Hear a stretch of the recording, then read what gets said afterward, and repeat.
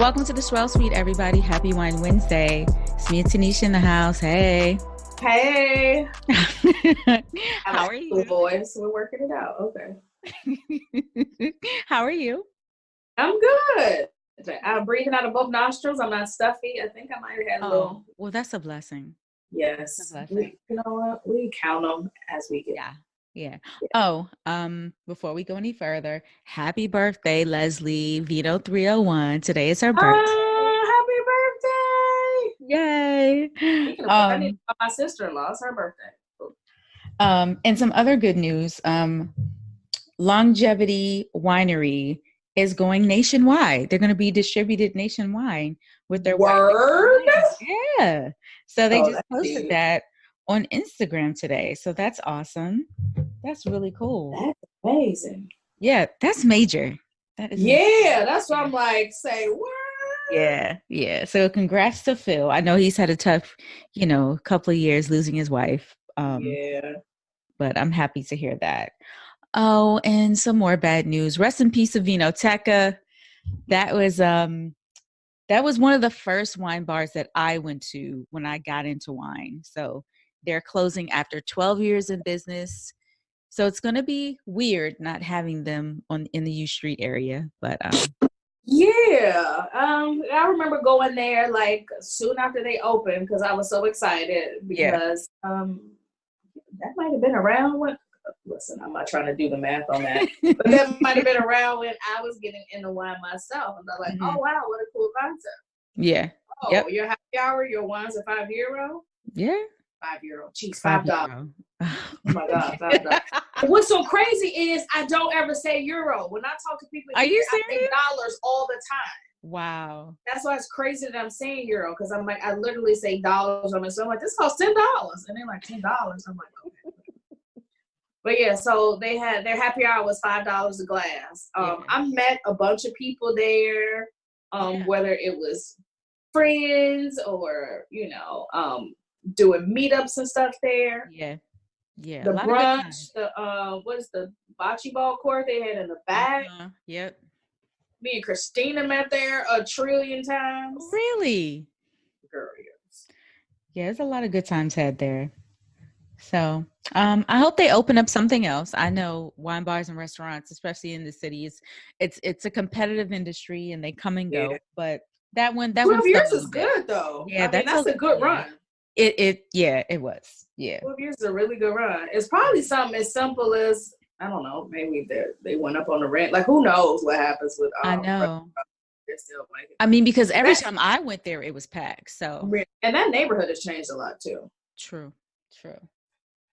Right. So anyway, so how was your weekend? It's Monday. Yes, it is Monday. How was your weekend? My weekend was good. Full of stuff. Same. Yeah. At least the Sunday, I had a few activities. But how about went out Friday? Did not plan to stay out forever. But well, it is what it is. I got back home at like 3. I'm like, what were you doing? Girl, was out with some friends because it was some friends in town. Okay, well that'll do it. Ever so often. Yeah.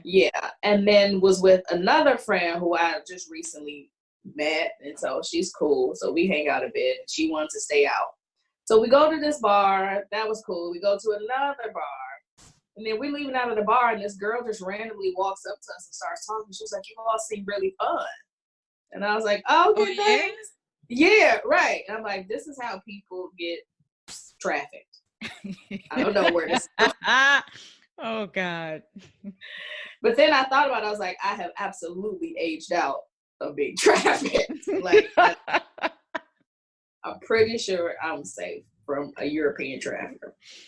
Oh, God. Anyway, so my friend was like, oh, okay, well, yeah, thanks. And she was like, my friends didn't come to meet me, but, I was going to go to this other bar and wanted to see if you all want to come. I'm like, see, these are all red flags for traffic. Like, you're taking me to another location?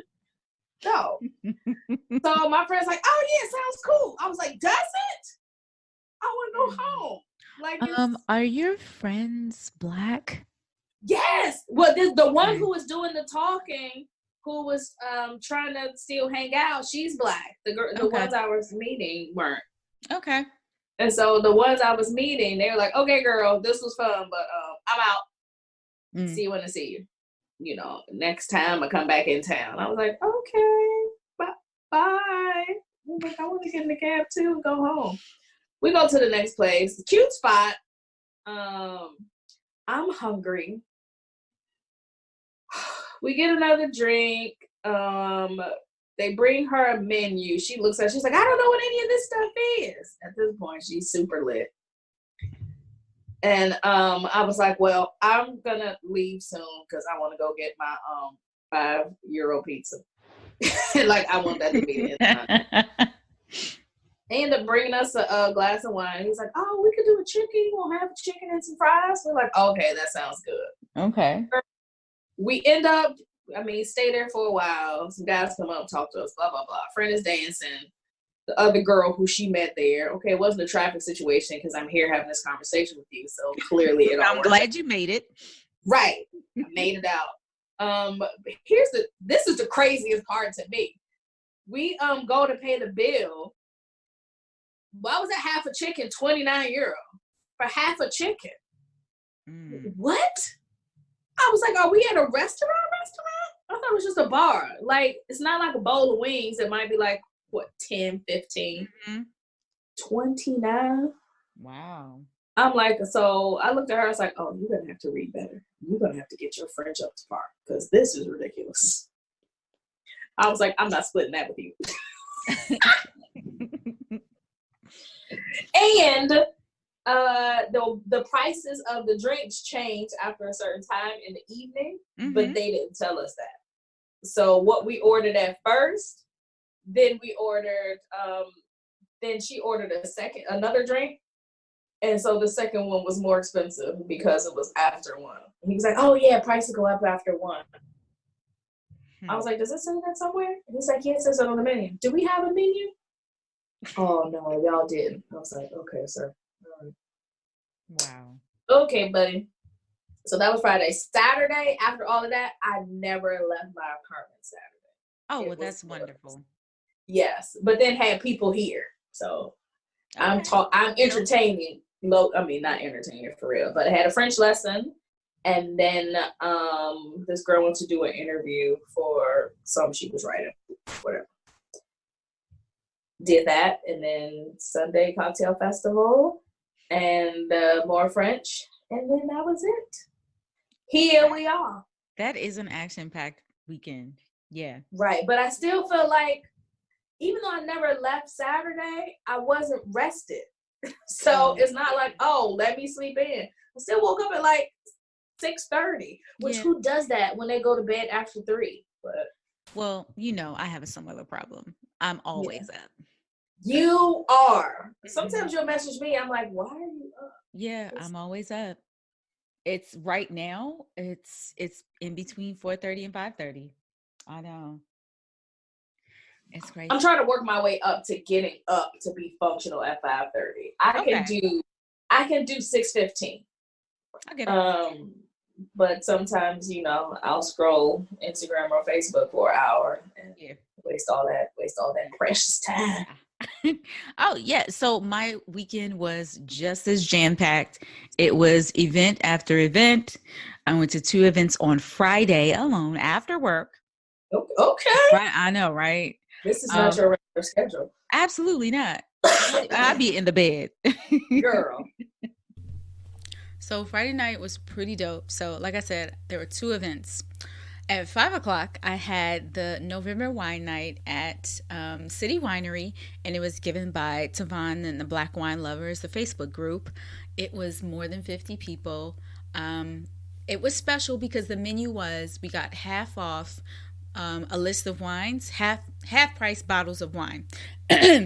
And everybody just bought a bottle and just started sharing and talking and fellowshipping. It was really nice.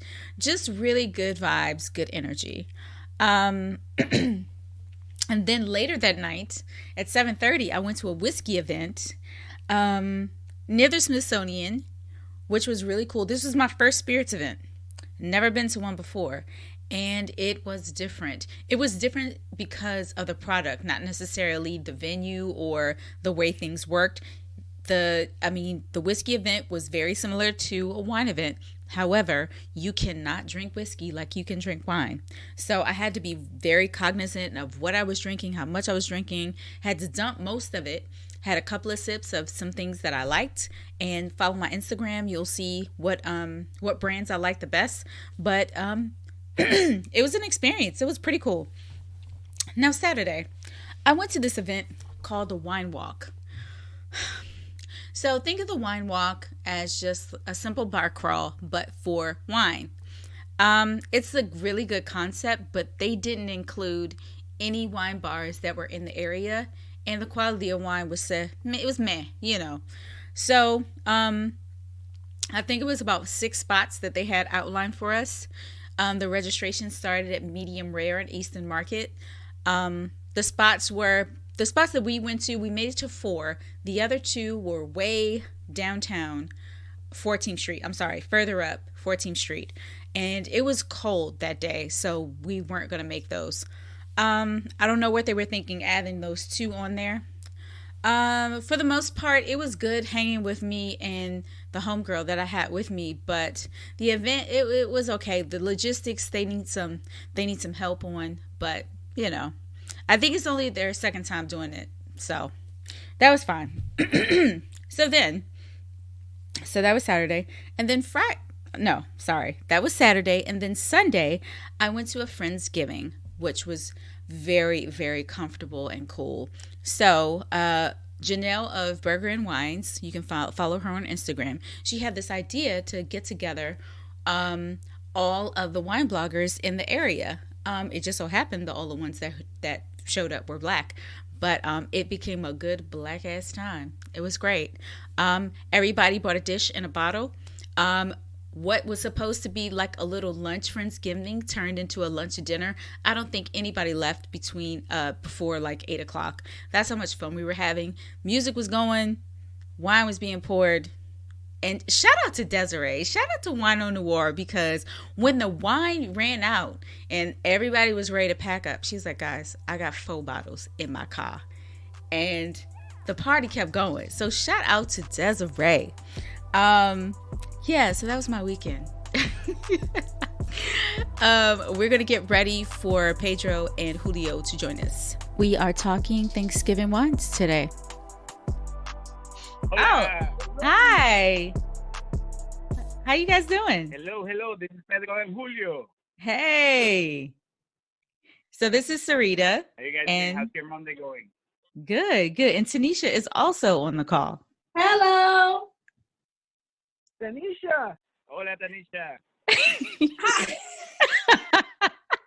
Julio. I can't believe it. How are you? I'm good. How are you? Fantastic. It's been a while. Are you still in are you still in Paris? I am, yes. What time is it there? It is 1:10 a.m. What are you doing? Like not sleeping? I'm talking to you. With a glass of wine. I woke up so I can talk to you. Can't believe it. When was the last time that we talked to each other? Like 10 years ago? Yeah, whenever the store closed. That's when. That was it. No, that was fault. it. Oh, no, not you. Yeah, and I've been hearing all about the amazing things going on with you and Grand Cata from Sarita. So I'm very excited to be talking to you today. Fantastic, and I hope you can visit us one day. Yes, I will. Nice. Yeah, I'll have to come back to America once. We'll see about that. So Julio and Pedro, please introduce yourselves to our listeners. Excellent. I'm Pedro Rodriguez. I'm originally from Puerto Rico. I've been here in DC for, it's going to be in January, 14 years. passion for wine is something that I found through the journey of working in restaurants and then living abroad in Barcelona, Spain for a few years doing grad school. And then I met Julio, and we started talking about our passion for food and wine. And then the idea came about of showcasing our history, identity of the region, and being specialty, different, and inspiring people to get to know more of our heritage. Okay. And so, wait, that was Pedro. So Julio, what about you? I'm Julio, if nobody knows me. I'm from Chile, co-founder of Gran Cata. I arrived to DC around 12 years ago, and wine was always part of my life. In Chile, you have so many wines, and every time that you do a party or you have a barbecue, there is a bottle of wine on the table, and that means happiness. And that's how I started kind of getting related with wine, and then because of my career, I'm a journalist, I started getting involved a lot with the industry, and then here I decided to go 100% with the passion of wine, and actually kind of being, as we always talk with Pedro, like ambassador of the region, Latin America, and specifically in my case with Chile. Okay. So how did you guys meet? So we met, believe it or not, we met in our first office job here in the States. For a foundation that unfortunately no longer exists, but the good thing that we got out of it is that we met each other. So we were doing a lot of media development projects with the Hispanic population here in the U.S. and also Latin American countries. So fun story, when I met Julio, I told him that I know another Chilean, and then I started talking about this person. Then I showed him a photo of her, and all of a sudden he recognized that person. Oh. And that person, they met in La Serena in Chile, and his brother was kind of hanging out with her, Julio's brother, and then he knew her. And I was like, this is not coincidence. This is like a special, sign of we need to do something together. Yeah. So that was kind of the starting point of our friendship.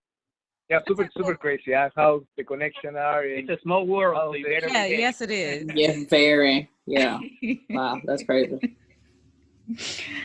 And so, how did the concept of Gran Cata come about? What made you guys want to open up a wine shop? Well, as Pedro mentioned, we were hanging out, having good time, like drinking, going for barbecues, and we realized that all the wines that we used to drink in our home countries, they were not available here. So we went to grocery store or another store, and nobody knew much about the Latin wine. So we saw there an opportunity, and basically because we love wine, we decided to open the store and showcase our heritage, basically. And it's awesome. And we love the interaction with the clientele, like like connecting people with what they might know from the region, and also if they never been to the region, also inspire them to get to know the region. So that educational part of transmitting that knowledge and passion towards what we love, what we know in our the fun wines that they need more recognition, because remember, in Latin America they've been making wines for over 400 years.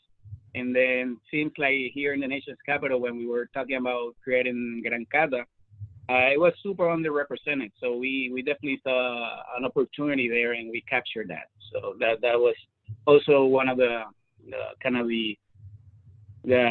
process of identifying that. At the beginning, we didn't know if we wanted to be like wholesalers and import wines, but we love the interaction with the youth. So we always wanted to connect with the end consumer, and that's why the retail wine shop was the best fit for us. I love it.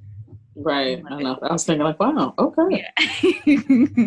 That is fantastic. Can you talk a little bit about the wines that you have in your wine shop? Like, what are the major regions that are covered? We basically divide the story in two because we like to tell the story of um, first Latin America as a whole continent, but as well the heritage countries, the the places that basically with through immigration redefine the way that people in Latin America drink wines. Mm. So when you're starting when you enter to the store, you're gonna see mostly Spain, a little bit of Italy and Portugal, and then we are gonna take you to a trip to Latin America where we'll find wine from Argentina, Chile, Uruguay, Brazil, Bolivia, Peru, Mexico, and we have a little bit of California as well in Oregon and Washington State, kind of to complete the Americas. But you're gonna have an entire spectrum of the wines, especially for the small producer in Latin America. Okay. What we Nice. like to also focus on in our, Cata mistakes in Spanish is making sure that we feature honest wines, wines that speak to the grade, the variety, the terroir, the style, and they're true to themselves. Obviously, that encompasses a lot of things. Now with it's a lot of news outlets like Natural Wine Movement, all of that. We have Mm-hmm. carried those ones since we opened day one, but we don't necessarily promote them as such. So you come here and you're looking for that special bottle, a different expression of I don't know, Carignan, Garnacha, Tanat, from South America, Marcelin. We have those. We make the effort to bring wines that a lot of them are hand sales, and again, we love to talk to people, so we sell them and we talk to them, and we present something new to our clientele. So it's an ongoing work and endless work, but we love it. That's right. That's awesome. So can you guys give some suggestions for Thanksgiving wines that people might like? Absolutely, absolutely. Julio and I picked a few that definitely showcase a little bit of what we like from the region. And I think Julio can just start off with the lineup here. So we have a very nice representation of a little bit of Latin American wines here. And definitely there going to be wines that is taking advantage of this opportunity, that they're going to be kind of opening doors of new grapes. So maybe grapes that they are not that common, or places that they're producing wines that not a lot of people know. Because it's all about integration of the cultural aspect of the winemaking of the family that they produce it, and of course they're gonna go very well with the meal and Thanksgiving day. We're gonna start with the sparkling wines because why not? You have to Yes. start celebrating early in the morning, probably around 10 in the morning. 10 in the morning we open this sparkling wine that actually is gonna be from Brazil, and many of you guys so that have been in the store, you know that we are a big fan of Brazilian sparkling wines, and the first bottle that we have to showcase is from Cava Amadeus. Cava Gacy is the producer, and this is a small region in Serra Gaúcha. This small appellation is called Pinto Bandeiras, and we are a believer that in the future Pinto Bandeiras could be recognized as kind of the champagne of South America. This is small paint production region in the high mountain in Serra Gaúcha. It's the basaltic soil. They have basaltic soil, so kind of the oldest soil that you're gonna find in Latin America and produce exceptional wines. This sparkling wine is gonna be 100% Pinot Noir, so you get a little bit of that rosé look, and of course is the traditional method.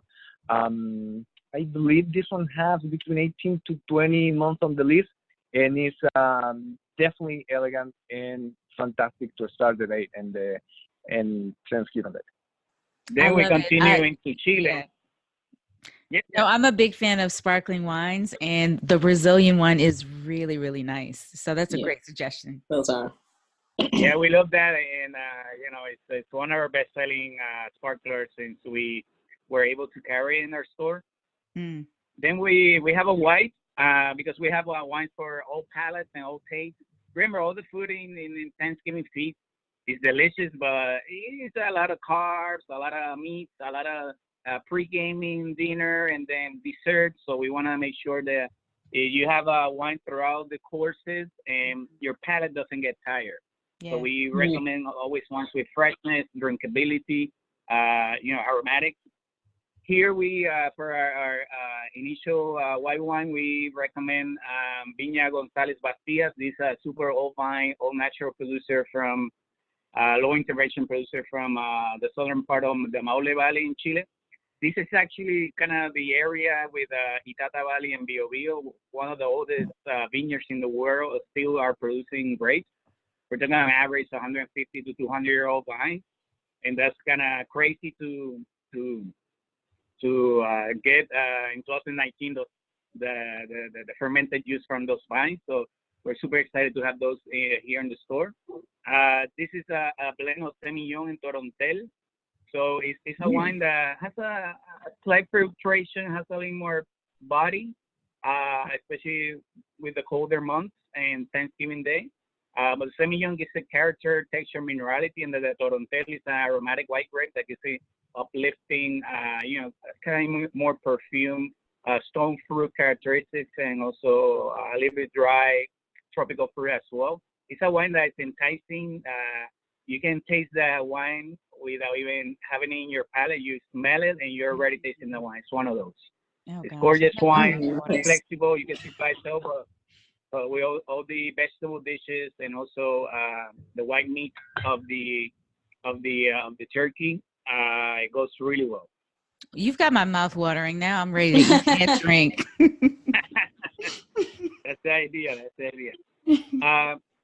Julio is also holding in his hand the third pick. We have 5 picks, so this is the third one that we're gonna suggest. It's a beautiful dry farm organic producer from also Maule Valley, but I live in northern and the northern part of the white wine.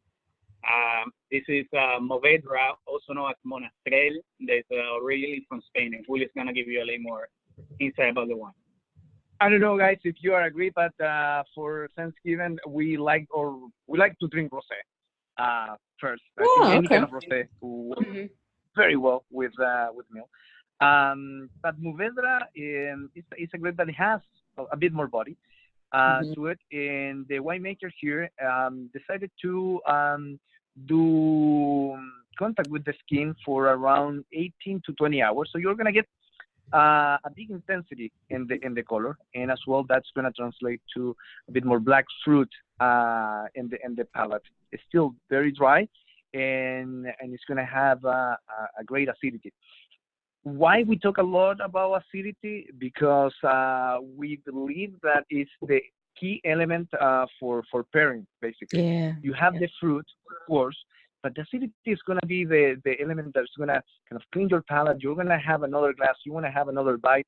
And that's why this Erasmo, Movedra, or Monastrell from Chile is going to be a perfect one when you're going to be basically eating your turkey.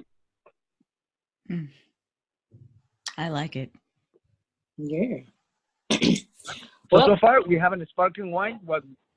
Which one we're gonna drink at around 10 in the morning. Mm-hmm. Then we have this beautiful natural wine from Chile that is gonna be basically Torontel and Semillon. That, as Pedro mentioned, is gonna have this amazing aromatic flavors. The noses, you even get some dry basil in an amazing body. And then we have this rosé with around 18 hours of maceration with the skin. So you have body and you have as well intensity that is going to be perfect with white meat. I love it. I know you guys have a wine club. Are you going to like package these Thanksgiving wines and like sell them in your wine club? Yeah, these are not the Thanksgiving wines, but definitely this edition, November edition, is always Thanksgiving wines. So we're gonna feature two reds. We cannot say yet what we're gonna feature because we haven't released it officially, but it's gonna be two reds. One that is a little more lighter and fresh, and one that has a little more complexity and body. For those, drinkers that love their fruit and love their complexity and a little more structure on their wines. All right, two more. And that's gonna be the release. Is gonna be actually this Sunday, the 24th. We're doing a release party 2 to 6 p.m. So we encourage all Wine Club members to come in. If you're not a Wine Club member, you can still join and taste other team products. And we're gonna have special vendors coming in to showcase a little bit of food as well with the release. Let's have fun. I love it. And then for the reds, we have very nice, juicy round cup on oak, Argentine Bonarda. Also another like lesser known grape that we love to sell here. This is a project by the Alto Las Hormigas. It's a project that they're focusing on terroir. They have actually two Chileans involved in the project, but this Argentine juice. This is Colinas Las Liebres. It's a Bonarda Clásica on oak. So all of these people that they just want a red, but that doesn't tire their palate. You get black fruit, you got herb qualities. Again, what Julio mentioned, acidity. So you can continue to enjoy a second, third, maybe fourth class if you're not driving. It's super important. This is one of our great value wines that we always carry if it's available. So Bonarda is the grape, and it's the second most planted grape in Argentina, believe it or not, after the Malbec grape. It's high altitude. Because of the altitude, you're gonna get a little more body intensity and a little more aromatic. Beautiful wine. We love Bonarda in the store. So that's something that we're pushing people to also always try when they're getting to know our selections. And Bonarda tends to be a grape that is never gonna give you, unless that you put a lot of oak on it, the full body wine. So it's again, we're looking for a good pairing with lighter meats, white meats, and in this case it's gonna be perfect. Drinkability, yeah, I would call is the right quality for Colinas Las Liebres Bonarda. I always have a difficult time pairing wine with ham. Do you suggest the Bonarda for pairing with ham?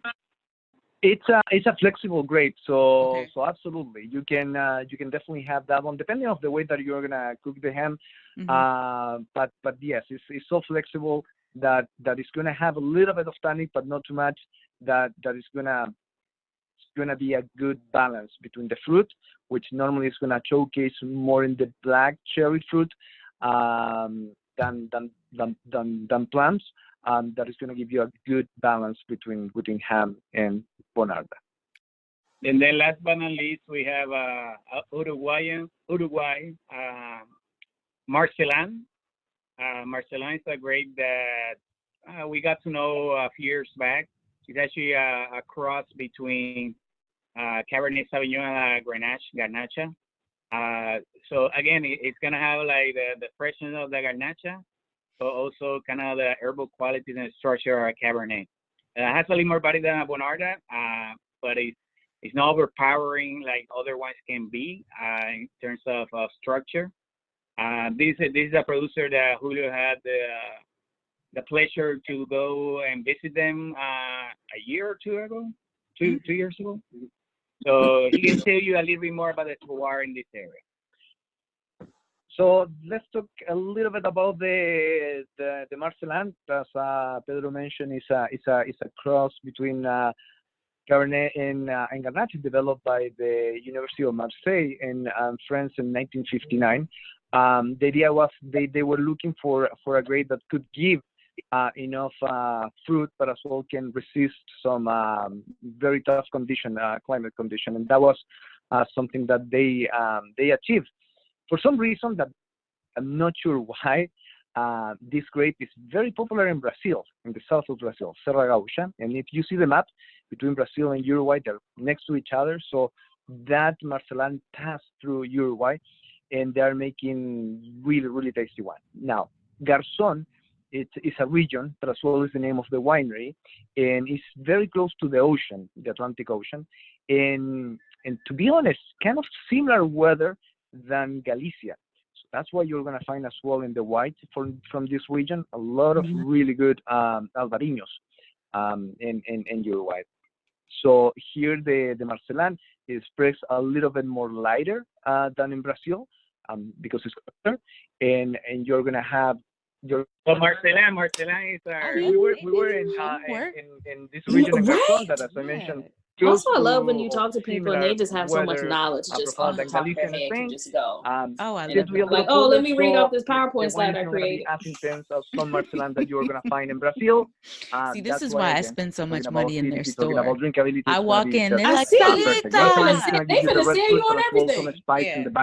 I'm like, I'm trying to place an order a long distance. You're talking about just hold it for me till I get there. So also, they have snacks. They have like Latin snacks in their stores too.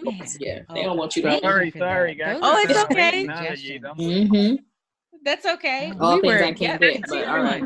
Right. I'm sorry. In two cases, something. Do you remember where you left off? Something that is gonna take you to South America for sure. So starting with Brazil, Chile, Argentina, and Uruguay, you're gonna get the flavor of Latin America. I'm sure with these wines. So our next few questions, I think these questions are going to be for all of you, but I like to know what your typical Thanksgiving is. Like, do you have the traditional Thanksgiving dinners? Yeah, as a Puerto Rican and being, part of, historically, we were still part of the U.S. culture here. We do celebrate Thanksgiving. We call it Acción de Gracia in Puerto Rico. So we definitely take advantage of the holiday, and we have a lot of fun. So we do the traditional, but obviously with a kind of more the Caribbean flair. So a few special dishes that we do. We definitely the turkey is non-negotiable. We always have to have turkey. But I have a few friends or family members that they're more into the ham, so that's why we pick also wines that can pair with ham if you're not a fan of the turkey. So we have the turkey instead of the stuffing. We do it's like in between a mofongo and a traditional American stuffing. So mofongo is a smashed plantain, like overripe and ripe. With chicharrón, there's a pork skin, and then we do like a little bit garlic sauce with olive oil, and we make like a very nice stuffing with it, and that's something that we add after the turkey is kind of fully cooked, and we add it to the inside of the turkey, and that my experience here when I do these feasts here in DC. All of the friends we usually have friends and friends of our family and friends and family. That's the first thing they eat the fastest. So it's delicious. Usually my mom, when she's in town, she makes it, and it's amazing. And we also like to eat rice and pigeon beans that we call it arroz con gandules. So instead of having like a lot of carbs and potatoes, we stick with our rice because we love rice in Latin America. And then we do some vegetable dishes on the side, depending on the seasonal vegetables that we can get our hands on. So that we, Thanksgiving for us is always an important, awesome day. For me, it's my favorite holiday in the year. So it's always a fun one. No, in my case in Chile, we don't celebrate Thanksgiving, so it was a great surprise for me to come here and handle with the tradition, which I love as well. It's my favorite holiday here in the U.S. And to be honest, I'm more like a stuffing guy. I don't mind the turkey, but I really like the side dishes. They are so special and so unique as well in different regions. They change so much that that I'm amazed tasting in the different places. So I really like the holiday, and as well, I mean, why not? Eating is one of my favorite things too. In general. So How about you guys? Tanisha, what about you? You're in Paris. What's Thanksgiving in Paris? Everybody can't cook.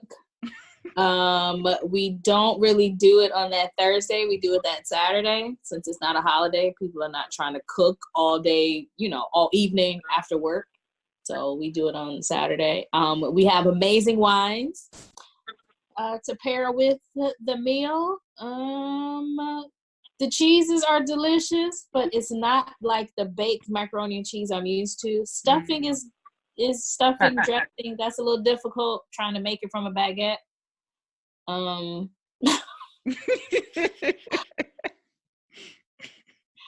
And then turkey is usually like turkey pieces, because trying to get a turkey, like you have to go to your butcher and order it like in advance. Or now that we have Costco, like some people go out to Costco and get a turkey. Wait, y'all have Costco now? Yeah, it's a Costco out here. Wow. Yeah. Okay. All right. Yeah, it is a Costco, so people do that. And you know how I feel about cranberry sauce, so that's a challenge. I bet. Yeah. I bet. They have American stores, but nobody wants to pay those prices. You know how much stuff is supposed to cost. It's hard to pay like $14.99 for a box of Jiffy corn mix. Like, I can't. So there's that. Like marshmallows are not $10. They're not. I don't care. Yeah, my Thanksgiving is pretty traditional. That's why that's why I wanted to know, from you guys, did you have anything different? Every now and then we'll do seafood. And just do, like, if we need to do a turkey, if we really want it, we'll just do a turkey breast. And then the rest will be like, traditional sides, but the star of the meal will be like fish or crab or, shrimp or something like that. So that is very DC of you. Yeah. Can't deny. I'm like, save the variations for Christmas. Thanksgiving should be traditional. Like, have a turkey. If you need to smoke it or fry it so it'll be moist, do that. Yeah. And then also like turkey sandwiches the next day are extra bomb. Yeah, I'm a big fan of turkey sandwiches and turkey soup. Yeah, days after. Yeah. So next question. Next question for you guys. Are you the cooks? That's a great question. Because every year here in Gran Cata, we have kind of a tradition in answering the question. We are open until 4:00, and we pretty much Pedro and I run the store that all the staff is off, so they can enjoy the holiday with their family. Okay. So we are working from 10 to 4. In the tradition is that day as well we open a really good bottle of wine from our Hall of Fame, so everybody can stop by, talk a little bit of what they're doing, taking a break, and taste a good wine. I love it. I love that. I like that a lot. Oh man. Oh, if I wasn't cooking, so that means that we don't cook. Yeah. Yeah, that's exactly what that means. I only season the turkey. That's what I do. I season the turkey and I make sure we have our traditional coquito. That is our Puerto Rican eggnog. Oh yeah, that is delicious. Yes, it is. And that's what we do. Well, okay. I do. All right. Well, as long as you know your job, long as you have your role. Yeah, I always get involved because we're here attending our dear customers. We have help in the house, so we just bring the wine and us. So many people think that it's actually an excuse for not to cook, basically. But we love to cook. That's okay. You guys have a big job. It's all good. And Tanisha, what about you? Do you cook? Do I what? Do you cook? I can if I need to. Okay. So that's a no. And if I need to. No, what happened is I feel I'm out of practice because, you know, tiny Parisian kitchens and cooking different things. I'm not used to cooking the traditional American things that I used to cook before. So I get it. Yeah, that's where we are. I understand. We're going to get it back. Yeah. Well, everybody knows I cook. I'm hosting Thanksgiving this year, so.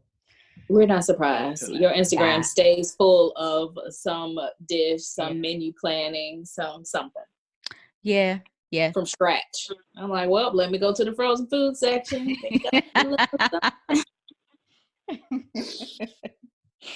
All right, can we talk about potlucks for a second, guys? Oh, gosh. Okay. How do you feel about potlucks?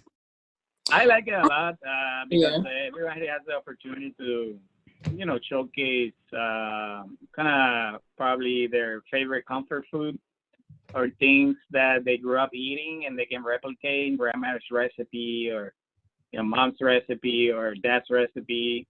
So it's always fun. As long as it tastes good, I'm up for trying anything in a potluck. It sounds like he had a good experience with potlucks. Right. He went to 2 really good potlucks. You have to invite the key persons that you know they cook. Okay. I see.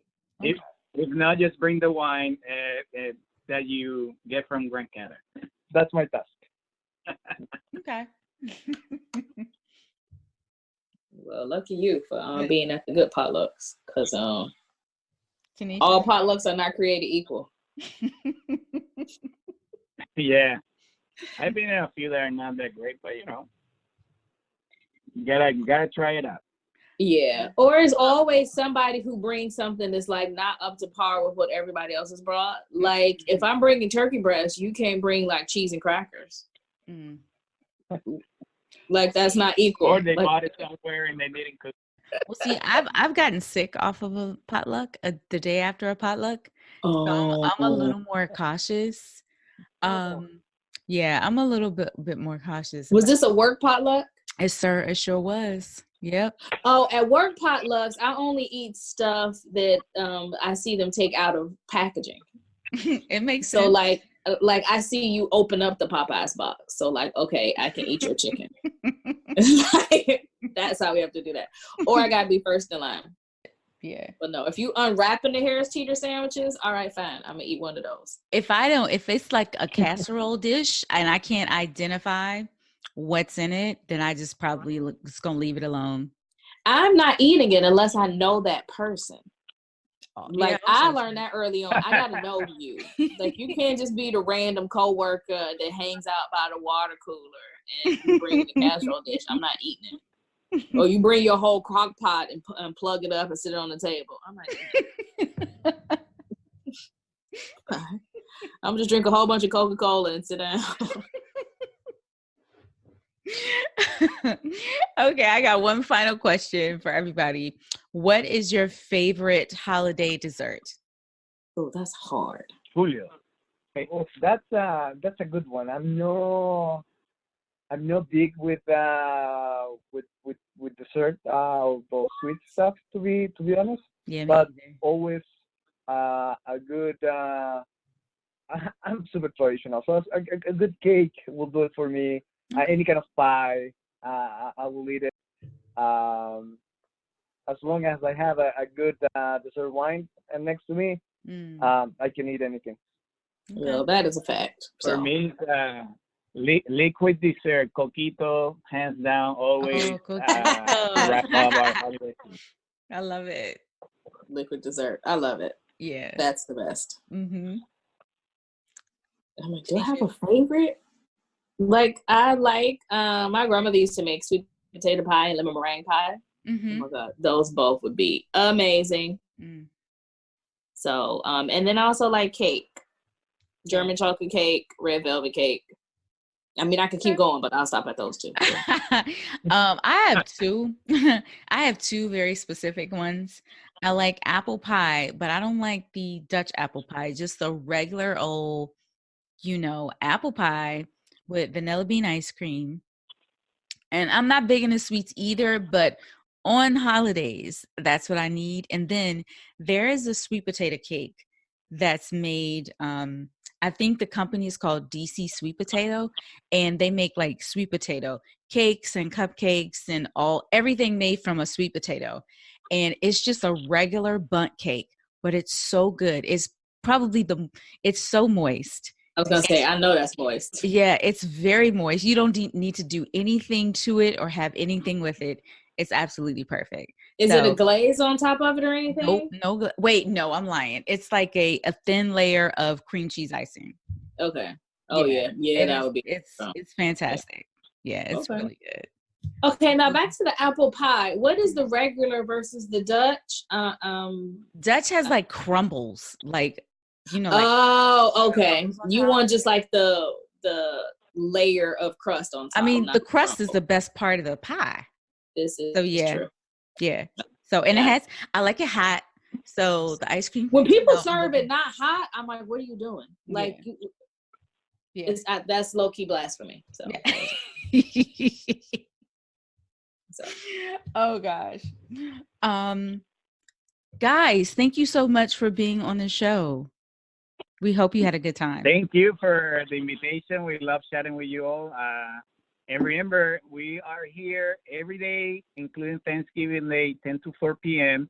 And actually, there's a rumor that Julio already said it, so it's not a rumor anymore. We're going to open a very nice bottle of wine from the Hall of Fame selections that we have here in the store. Mm-hmm. And also, if you want to take advantage and do a little pre-early shopping, we always have a pre-holiday sale starting this Wednesday until Friday. So we do wine-only sales of 6 bottles, mix and match, 10% off. And if you do a full case, 12 bottles or more, 15% off. So it's a good opportunity if you're hosting a different party, Friendsgiving, or also, you love wine and just want to have wine for the rest of the holiday season. It's a good opportunity to take those beauties home. I love it. And if people want to follow you on Instagram, what is your Instagram handle? It's Grand Cata altogether. Grand Cata altogether. I love it. Well, guys, thank you so much for joining us. We hope you have a wonderful Thanksgiving, and we're definitely going to check out these wines.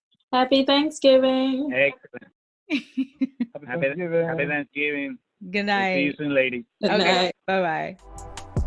Hey guys, well that is our show. I hope you enjoyed Pedro and Julio and all of their wine suggestions. I was definitely taking notes. I'm going to try my best to put the wines they suggested in the description box. But if I don't get it out today when the episode drops, then I will post it on our Instagram. So look out for that. There's an excuse to follow us on Instagram at Swirl Sweet. At Vine Me Up, you can follow Tanisha, Girl Meets Glass, Vino 301, Vino Noir, Leslie, and Glennis. And have a wonderful Thanksgiving. Cheers.